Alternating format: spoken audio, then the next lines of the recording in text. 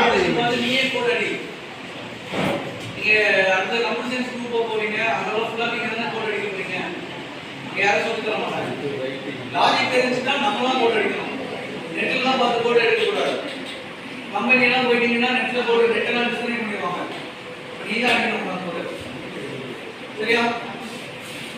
சரி, நீங்க ஃபர்ஸ்ட் என்ன பண்ணுங்க, இந்த டயக்ராம்